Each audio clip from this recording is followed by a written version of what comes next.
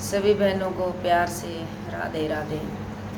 आज मैं आपको कुछ ज्ञान योग्य बातें बता रही हूँ कि हमारा शरीर संसार के असर से कैसे छूटे। ये संसार के मोह माया बंधन से हमारा शरीर कैसे छूटे, हमने इसको कैसे दूर रहना है। देखें, साधकों की प्राय एक शिकायत रहती है, यह जानते हुए कि संसार की कोई भी वस्तु अपनी नहीं है। संसार की कोई भी चीज़ अपनी नहीं है, चाहे घर है, मकान है, धन दौलत, बेटा बेटी, सभी को पता है ये हमारा नहीं है। बस सिर्फ हमारा वहम है कि ये मैंने बनाया है, लेकिन ये वास्तव में हमारा नहीं है।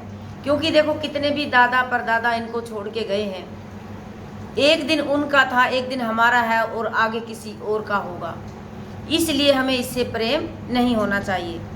विषय में दो बातें ध्यान देने योग्य हैं। एक बात तो यह कि असर पड़े तो परवाह मत करो, उसकी उपेक्षा न करो, न तो उसको अच्छा मानो और न ही उसका बुरा मानो, न उसके रहने की इच्छा करो और न मिटने की।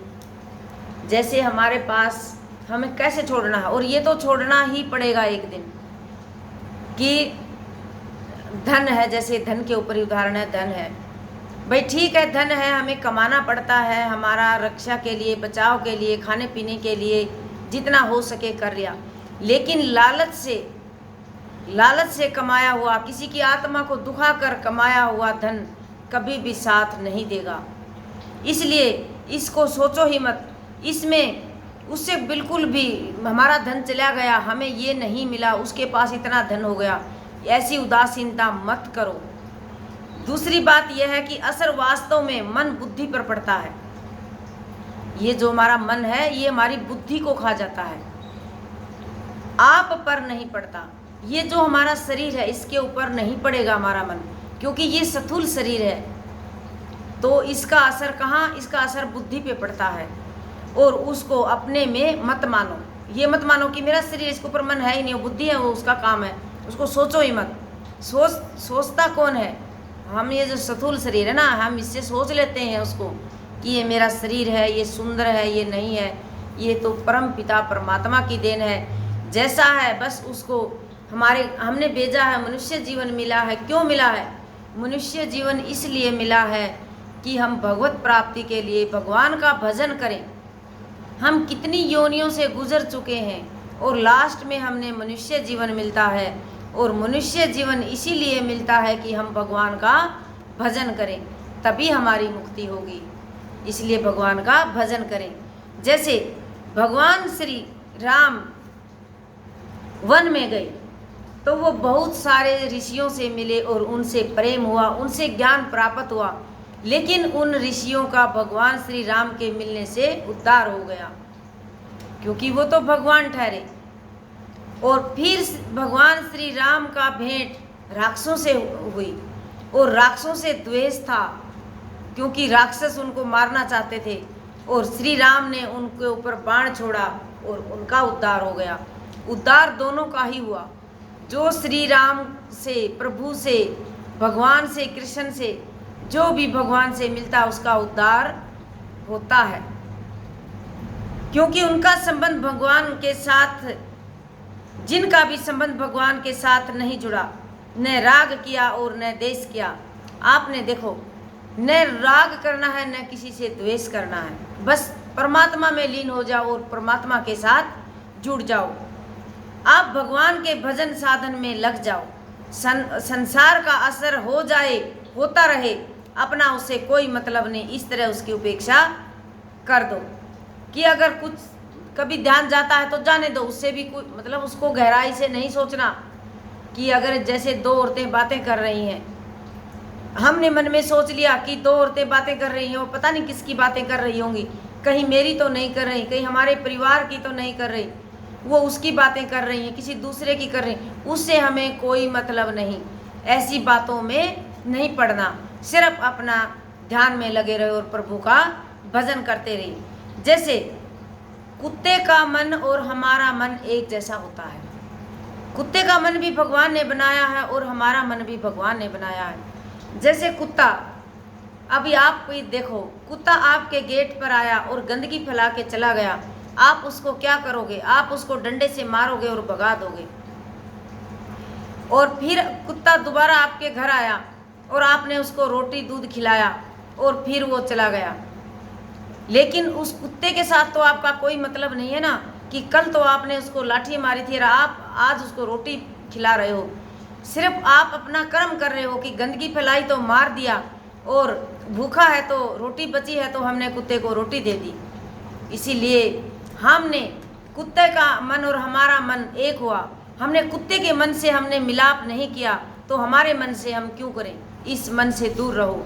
ये मन है, ये बहुत खतरनाक है, ये हमको घुमाता रहता है और हमारी बुद्धि को घुमा देता है। आप चेतन परमात्मा के अंश हो। मन है वो प्रकृति का कार्य है, आप चेतन परमात्मा के अंश हो। कुत्ते के मन में संसार का असर पड़ने से आप में कोई फर्क नहीं पड़ता, ऐसे ही मन का भी आपके ऊपर कोई फर्क नहीं पड़ना चाहिए। मन का संबंध प्रकृति के साथ है और आपका संबंध किसका है? परमात्मा के साथ। ये स्थूल शरीर का किसके साथ होना चाहिए? परमात्मा के साथ, न कि मन के साथ। आपके मन के साथ आपका संबंध मान लिया तो आपको दुख पाना पड़ेगा। ये सोचो कि मन मेरा है, मन के साथ संबंध नहीं जोड़ना, आत्मा परमात्मा के साथ जोड़ना है। उसका पुण्य फल आपको लगेगा ही लगेगा अगर आपने मन के साथ मान लिया, क्योंकि मन तो सांसारिक भोगों को भुगवाएगा, परमात्मा में नहीं लगाएगा। ऐसे ही इस मन में कुछ भी आए उससे आपका क्या मतलब? आता रहने दे, अच्छा बुरा जो भी आए भाड़ में पड़े, कुछ हो गया भाड़ में पड़े, बस छोड़ दो उसको।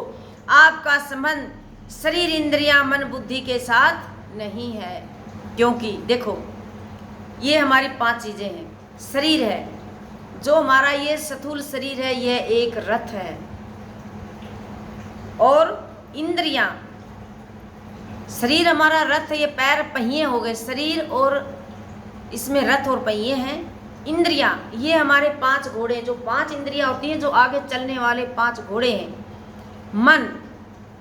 मन हमारा सारथी होता है, सारथी जिधर चलाएगा, और बुद्धि वो हमारी लगाम होती है। ये मन होता है चलाने वाला, लेकिन इसको जिधर भी चलाना है वो बुद्धि उधर ही जाएगी, क्योंकि वो लगाम है, घोड़े भी उधर ही जाएंगे।